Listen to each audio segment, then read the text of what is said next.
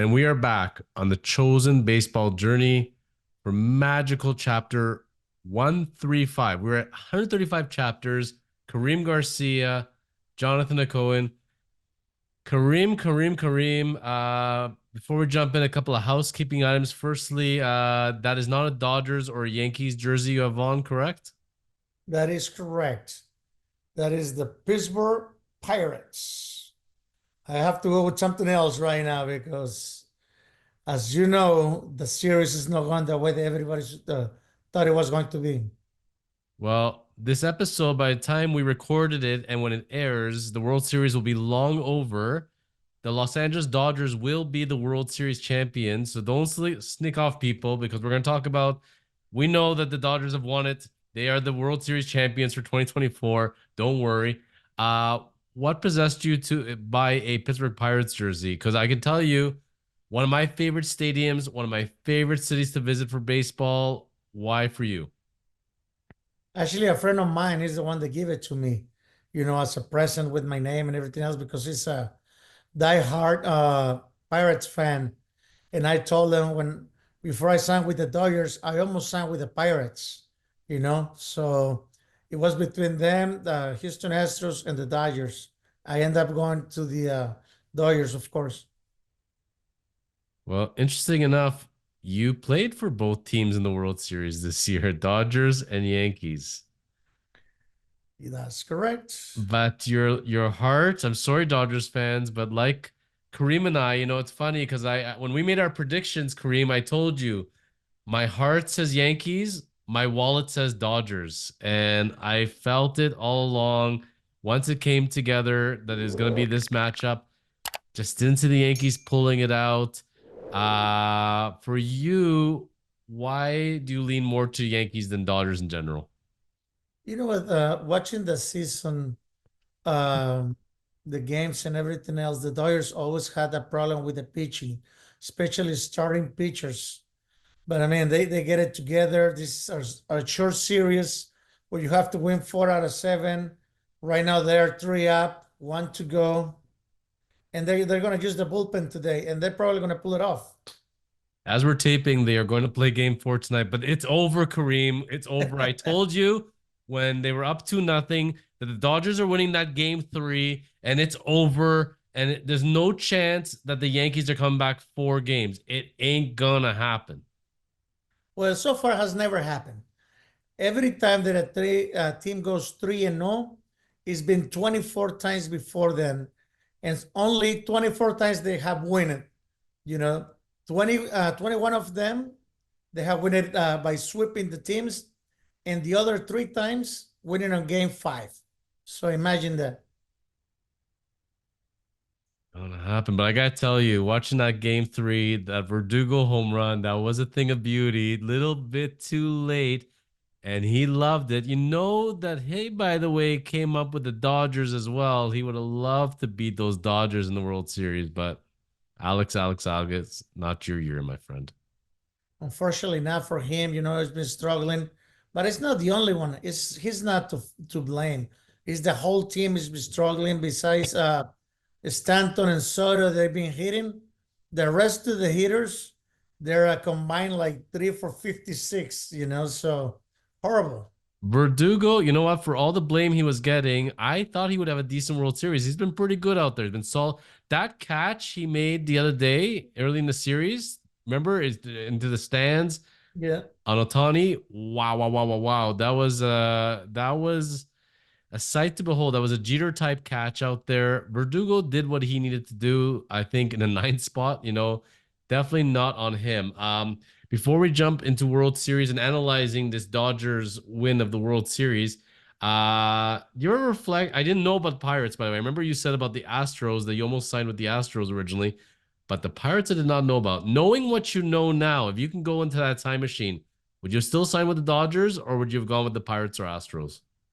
I always wanted to sign with the Dodgers because of Fernando Valenzuela, that he just passed away a few weeks back, a week back. So that's why the only reason I actually signed with the Dodgers because of Fernando. Other than that, whoever wanted me or paid me more, I would have signed with them. And your daughter recently had a birthday, so shout out to your daughter. Happy birthday. Yes, thank you very much. So let's jump in. I have a list of items we got to cover, housekeeping. So let's jump in. Dodgers 2024 World Series champs. First and foremost, why has it been so easy for the Dodgers? For a team that we thought were going to get swept in the first round in the bye round, Otani, Betts, Freeman out of this world. It seems like the Dodgers just had it pretty easy with the Yankees. I didn't feel like the Yankees gave that much of a fight. I thought the Dodgers wouldn't get to the World Series. Now that they're here, it feels like they've taken into another drive. What is it about the Dodgers? Why does it feel like it was so easy for them? Their pitching has come alive. They show that they know how to pitch in the World Series. They're not afraid. Uh, they're they're actually going out of hitters. They're throwing a lot of fastballs to these guys, to the Yankees lineup, and these guys are missing, pitches right down the middle. And the other thing you mentioned is Freddie Freeman. Freddie Freeman is the MVP to me, or will be the MVP for this World Series once this is over. Grand Slam on game first, another home run game two, another home run game three to put it through. Man, this is unbelievable. Now he ties the record for five straight home runs in a World Series, going back to when he was with the Atlanta Braves. This guy is just what they were thinking the Otani was going to do. We will get to Freeman in a moment, but I will say this much. He's a guy, when he was with the Braves, I thought Scott Rowland-ish, very, very good. Not a Hall of Famer to me. I would say after this World Series, considering his legacy, this guy, and looking at his numbers, when you have solid, consistent numbers and you can do it in the playoffs and dominate, you're going to the Hall of Fame, guaranteed. Yeah, this guy has an opportunity to make it to the Hall of Fame. This guy is always hitting around 300. He was a great hitter with the Atlanta Braves. I don't know how they let him go. I mean, how crazy did the Braves are to let him this guy go? You know, he was one of the veteran guys. He's loved over there in Atlanta. The Dodgers got a great picked up with him. So, congrats to the Dodgers. I will say the Braves did get their World Series ring, but man, with Alex Anthopoulos, very rare a misstep. I would say that is one of his biggest blunders. If he could turn it back, he would have not taken Olson. He would have found a way to sign Freeman. But there was miscommunication, and there's so many stories. We'll never know for sure. So knowing now why the Dodgers did so well, tell me the Yankees looked like they couldn't miss. It looked like their pitchers were unstoppable. They had monsters in the middle of that lineup. Giancarlo was the Freddie Freeman. World Series comes and the Yankees just fall flat. Is it simply that the Dodgers are more talented, so much better than them, or the Yankees did just something happen? Like, did they run out of steam? I think they ran out of steam for once. And the other thing, they made a mistake of putting back in their roster Mr. Cortez, Mr. Grand Slam. It's a guy that didn't pitch in the postseason. Why in the hell did you bring it to the World Series? What you doing so good? Bring another left-hander arm off the pen. These guys hit left-handers and right-handers like nobody else. So he doesn't make a difference on a team, especially as a reliever. If he was like a long reliever or a starter, maybe. But I will never put Nelson as a starter. And they bring him as a reliever and give up a grand slam against Freeman. That's the difference. Get to that in a moment too. But you know what? This is one of the rare times I disagree. I thought that that was a good move. It looked smart. It looked like it was pulling out. Cole got pulled in game one. They got the out. They got out of the inning. They got the lefty on lefty matchup, except if they would have done their research and realized Freeman hits lefties pretty good. So, yeah, I hear you. Like watching it, I had a bad feeling. Like I knew it was coming. You could feel it was coming. And I will say, before we jump into that one, I'm just gonna say I watched both home runs. His home run, the Kirk Gibson home run, they're definitely on par for me at least. Um, Other thing I'll say about the Yankees, it just feels like the age caught up. It feels like why did they bring Cortez? Because they didn't trust any of their relievers. Weaver was their closer, except he's not. You can't trust Holmes at all. Gill is coming on for game 4, and Lord knows he barely has pitched. They just don't have the horses. They don't have the horses. And for all the injuries that the Dodgers have, their pitchers are hot at the right time, and the Yankees are not. And so when you have cold hitting, cold pitching, Verdugo can't catch everything for them. So that's where we're at. I messaged Steve Carsey the other day, and I told him I'm really not liking the chances of the Phillies winning the World Series this year because I'm still hung up. I really thought for the last couple of years it's going to happen. I've been kind of reflecting on it. You know what? And the reason I've been reflecting on it is because of the managers. Dave Roberts is an idiot until he's going to win the World Series. Aaron Boone is a genius until he's an idiot. And Robbie Thompson, you know what? For what he did right for the managing those Phillies, there's something about bullpen management, Kareem. People that know how to manage and know how to manage a bullpen and bring in the right guys at the right time and leave guys in and take guys out. And sometimes there's some managers that fall in love with certain relievers and just keep trotting them out, no matter what the results are. You see, they screwed up in one game. Let's bring him back in the second game. Let's bring him back in the third game. Why do some managers fall in love with some relievers while some don't have these attachments? Because they're human. They think because they're gonna give you an opportunity for you to succeed. Okay, I did a bad outing, my last one, and instead of the manager not putting me, he said, "Okay, I'm gonna trust you. You're gonna do better right now. So guess what? You're going back in today." And wham, you get hit again and hit again hard. So now you're 2 games behind. And that happens all the time with the managers. They're trying to give you second opportunities when actually you're gonna go with a hot hand. If somebody is getting you the outs, go for those guys. I mean, change it up a little bit, spice it up.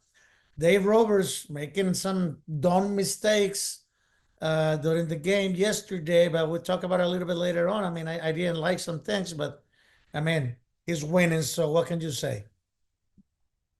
Well, I think I'm now prepared to say the Phillies window is closing rapidly. You got guys, Schwarber, Harper, a year older, injury prone, guys leaving in free agency, guys middling in their careers, Castellanos, Real Muto. I think the window is slowly closing. I think they barely have one more year to go with it before the payroll gets too bloated.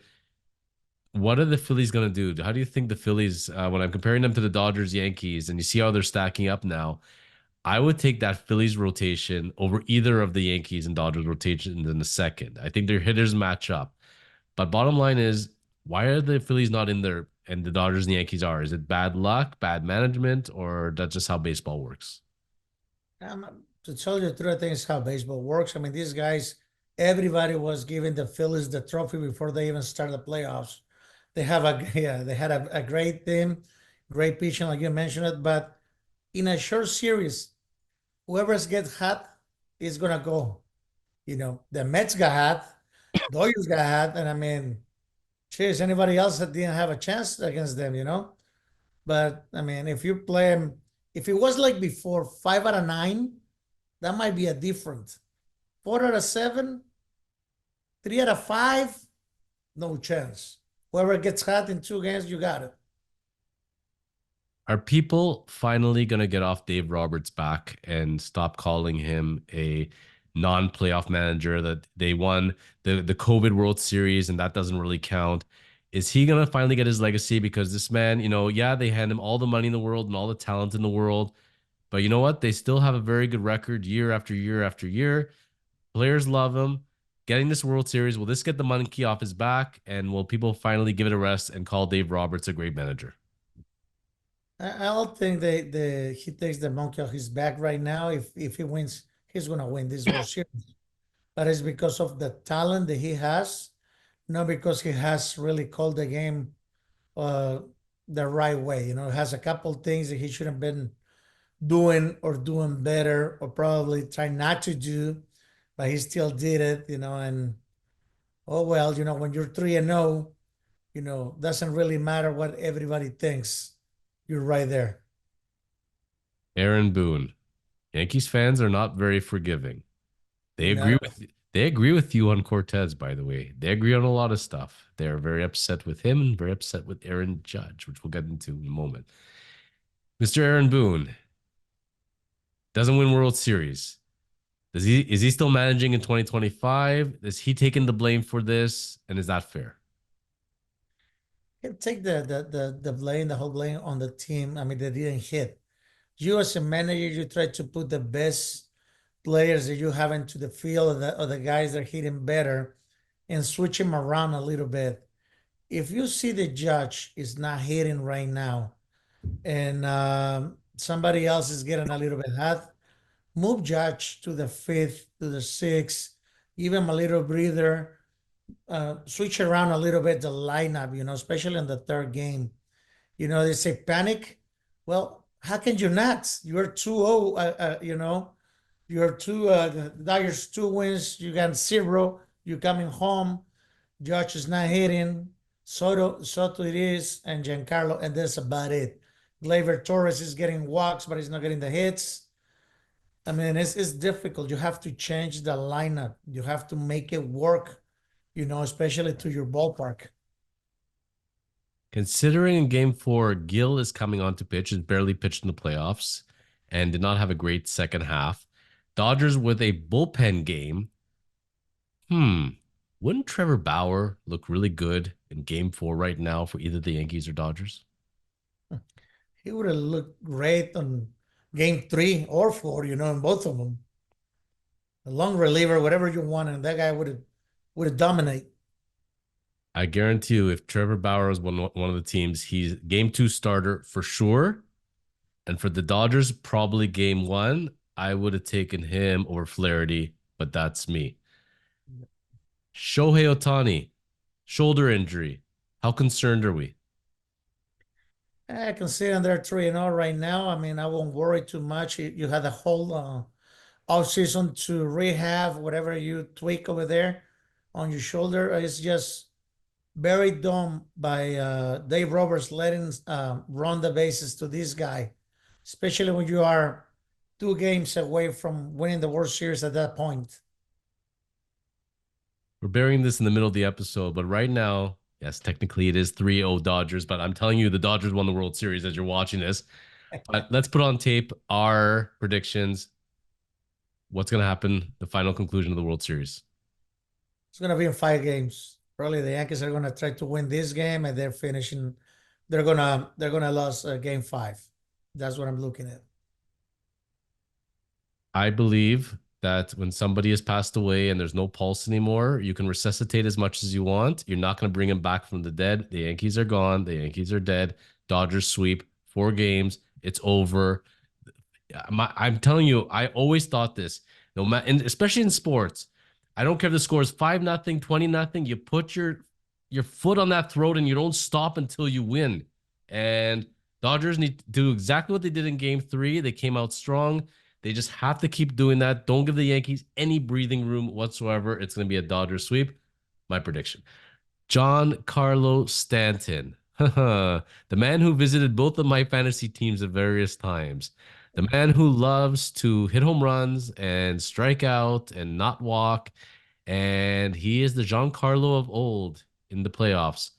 What has changed about this guy? Why is he doing so well in the playoffs and World Series? And why the heck are the Dodgers pitching to him when there's 7 other guys that aren't hitting? I think that Giancarlo kind of something click on his head for the hitting wise, because he's hitting fastball, he's hitting sliders, he's hitting breaking pitches.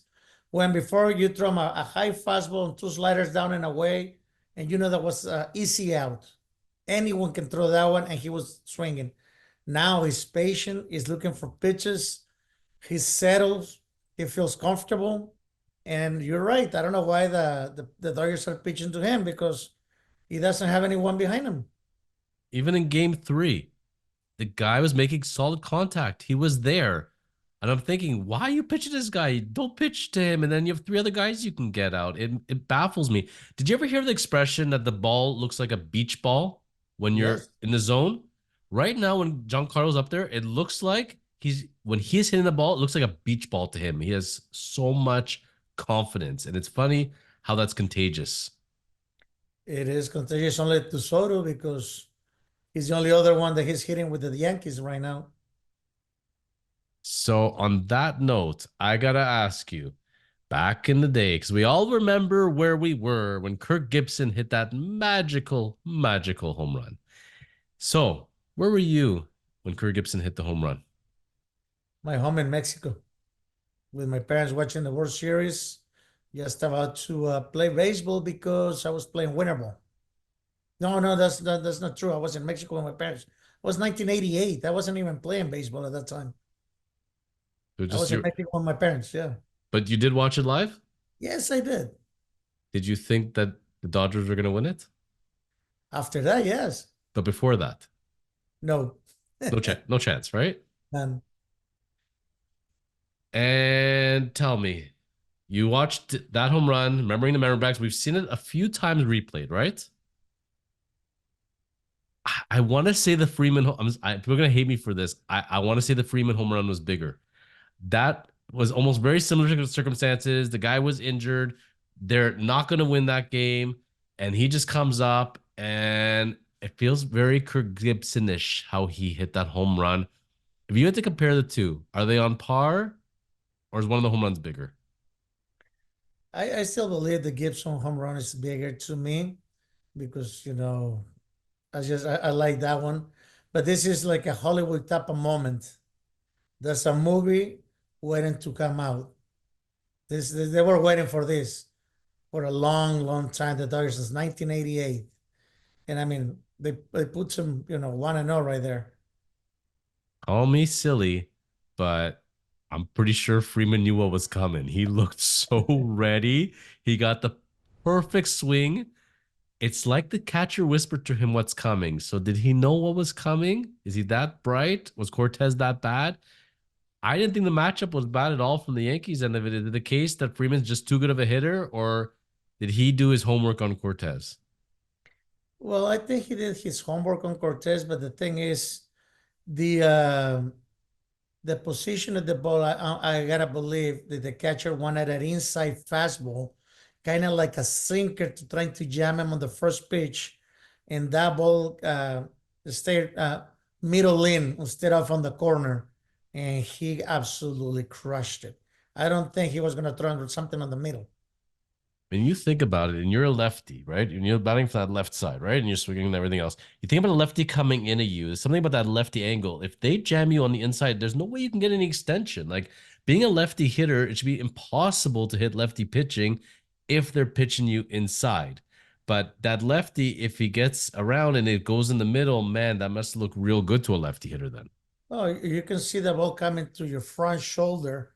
Everything that looks lower from your front shoulder, uh, and it's as a fastball, you're taking a hack. Everything that you look a middle away, there's something on the other side, and you have just a little less than a second to make that decision. But since you've seen so many reps about when they throw you the fastball inside, throw the fastball away, that you can react. All you do is just open your hips a little quicker and just let your hands come through, and that's all he did. So I'm thinking about it as a lefty hitter, right? You got the righty pitching to you. If they're pitching you away, you got to really overextend to get the ball. If they're pitching you in, the ball's coming in at you, a little bit nerve wracking. But when the lefty is pitching you out, the ball's darting away from you. You have all this time and all this zone. A lefty pitching you poorly, uh, I It's a think the given. lefty on lefty, righty on righty could be a bit of a mismatch depending on what style the pitcher pitches there. And Cortez, I don't know if he's generally an inside pitcher or not, but he definitely pitched to contact on that one to the wrong guy. Yes, that was a gift that he gave him because I want to believe that he was going to try to throw him inside corner by the line of the inside corner, and the ball just stayed middle in, and this guy was ready, and we all see it. We all saw that the swing that he took, and I mean the ball just took off. Is Cortez ever going to hear at the end of this in New York, or are Oh, they going to bring it up for the rest of his life? they're gonna bring it up for the rest of his life unless he wins a World Series. Why is Freddie Freeman such a good playoff hitter and especially World Series hitter? Is this just he has ice in his veins? The guy, the bigger the stage, he just looks relaxed out there. He looks confident, the same way as he would in spring training. What is with Freddie Freeman and why is he such a playoff World Series monster? This guy is a great hitter no matter what playoff, regular season. He's shown it before. He's a contact hitter. He's not a big power hitter. He's hitting home runs right now, but he lives by making contacts. And by making contact, I'm not talking about a rise type of contest, base hits. This guy gets a lot of extra base hits, a lot of doubles. He's always on base. He got a great hand-eye coordination, and he hits the ball all over the place. So that's the great part about him. I honestly thought at the time the Braves made a very good decision because Matt Olson is a monster master power hitter. And if they're going to pay the same money, take the masher. Freeman was going to go the Joey Votto route and start the decline. And the Braves watching this now and how he's performed, especially on the big stage, they got to be regretting it. Freeman said, I wish I could have returned to the Braves. I wanted to come back to the Braves. That's that's one that you can never live down. No, and I don't think he's ever going to come back to the Braves. I think he's going to finish his career with the Dodgers, get his ring with the Dodgers.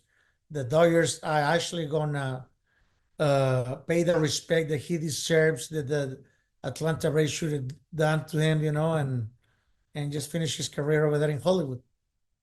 And I've watched him on TV and they show, all the charity work he does and the kids and WBC played for Canada.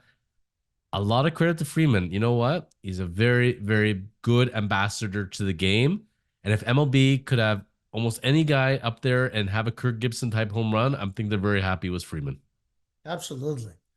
I guarantee you that home run is going to come up for the next 50 years too, just with the one with Gibson and the Dodgers, both of them with the Dodgers. So unpopular debate number one was Cortez. Should he have pitched to Freeman? Should he have been in there? Number two, game one, Garrett Cole gets pulled around 88 pitches. Did he get pulled too soon or were you okay with it? I was pissed.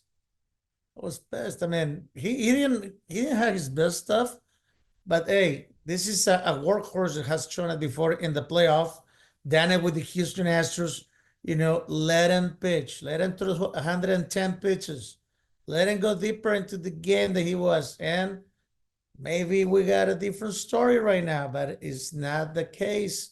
Nowadays, these guys throw 88, 90 pitches, and they might, oh, I got to get him out for next year. What about this year? You don't have any more games left. Well, you may be surprised at this one. I was Yeah. very good with him getting pulled out. And I'll tell you why I was okay with him getting pulled out. Yeah. That was the second inning in a row that there was a guy on second and third, and he was flirting with a lot of danger at that point. Remember when the Jays pulled Kikuchi and he Uh-huh. was pitching almost flawlessly, and they just took him out because they said, you know what? We're good. We don't want to get into any trouble. He doesn't have any speck of trouble, but we'll just do it to play safe. And then they lost that one playoff game, right? Yeah. I had a giant issue with that. So did the whole world, basically. Nobody understood that. And that manager still has his job, by the way. Cole, when he got pulled, let's remember the Yankees reliever came in. He got the out. He Yeah. got the out. Averted danger. We were good. And everything's going to be textbook. I was okay with walking bets, getting to Freeman. I was okay with that. Man, it's if they weren't going to put in Cortez, who are they going to put? You're going to put in Clay Holmes at that point? If that was an option? No. That's one of the things that, back in the days, when we had Carsey and Mariano Rivera as the 8-9 guys, the Yankees used to be very, very spoiled, right? We Yes. don't have, if you think about up and down 30 teams, how many lockdown closers are there? Think even Josh Hader. We love Josh Hader. But Josh Hader, guess what? In the first half was very, very hittable. I think he had a 5-year array or 4-year array or so. If you think about the Devin Williams of this world, Kareem, we're at the point now in baseball, there aren't that many lockdown closers anymore. It feels like, it's all bullpen by committees. There's options. You think about Kopech. I like Kopech in game three. He was an opener at one point. I liked him in that position, and he gave up the 2 run home run to Verdugo. But as far as from the Yankees' point of view, you got Cole flirting with danger. You don't really have anybody you're going to trust. I think Boone's in a no-win position at that point. Yeah, unless you had the bullpen like the Dodgers and you had a guy like Graterol, he's throwing 101 miles with a 95 sinker, good curveball. I mean, the Dodgers got better arms at that position, but that's probably the thing that the Yankees had problem the whole year. That was the bullpen. The Dodgers had the problem with the starters. The Yankees had the problems with the relievers and the closer. Now all of a sudden the Dodgers got better on the starters and the Yankees are still the same. They haven't figured it out yet, and they're on the World Series. Are we allowed to put Garrett Cole in left field during the game for one or two batters to get him a bit of a rest, get a lefty specialist there, and then put him back into next inning? I think you can, but then you lose your DH, right? No, because we'll put him as a DH. I don't know if there's something You cannot switch him. You lose the DH. I think you lose a DH, but you could keep him in the game. Technically, if I want to bring in my left fielder to pitch, I can. Then I can bring him back to left field or first base. Anyways, they're not going to do that. But if there was a way to keep Cole into that game and you lost your DH, but guess what? You get his bat in and you put Stanton in left field. There's a whole bunch of stuff. At this point, you got to throw everything you can at them. And bottom line is Cole's taken out, not coming back. I'm just gonna say that compared to what, yeah, I trust me. I was reading on social media. Everybody was very mad about it. Cole should have pitched. Let the guy pitch. But I don't know. I was watching a different game. I was like, this guy's flirting with danger every inning now. Can we please get him out? I was relieved. I was so happy, and he looked like a genius because he did get the out, the reliever after the next one. So we'll agree to disagree on that one. Absolutely. Something we can agree though as we end today's episode because it's been a lot of congratulations to the Dodgers and Yanks. Sorry about your luck, because guess what, Yanks? A lot of teams are going to come back really strong. Astros, Red Sox, Orioles. It's not going to be so easy to make it back to the World Series in 2025. Aaron Judge. Uh-oh. So you fighting to be the all-time home run champ and getting all these records and MVPs. Man, if he doesn't have a big World Series one of these years, Kareem, that's gonna feel like a very, very empty Jim Kelly, Buffalo Bills type legacy. Aaron Judge, Yankees don't win the World Series. He doesn't hit. He had a monster season this year. What happened to this guy? Why is it that Freeman can put it up in the playoffs and Judge turns it down? What's going on with the guy? I think he's putting a lot of pressure on himself, trying to carry the team to win the World Series. When this is a team effort, you can see his swing change from the regular season to the postseason and now to the World Series. He's missing pitches that he was taking before. He's missing fastball he was crushing before. So it has to be with the pressure that he's getting right now. And everything like hitting is always mental. It's 90% mental, and the rest of it, your body will do it.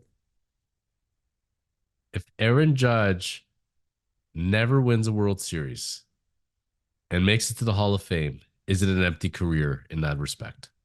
That's not a legacy that you want to put in there if you don't win a World Series. You know, Barry Bonds is not in the Hall of Fame, but he did not win a World Series ring either.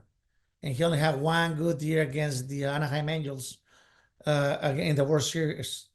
When the Angels won in 2002, I want to say, he hit like 6 or 7 home runs, but that's about it. Before then, when Barry Bonds was in the World Series, he didn't do very well either. If you had to fix the New York Yankees for next year and you're Cashman and you're looking over this roster, if you could make one major change to this team, what would you do? Is it the offense?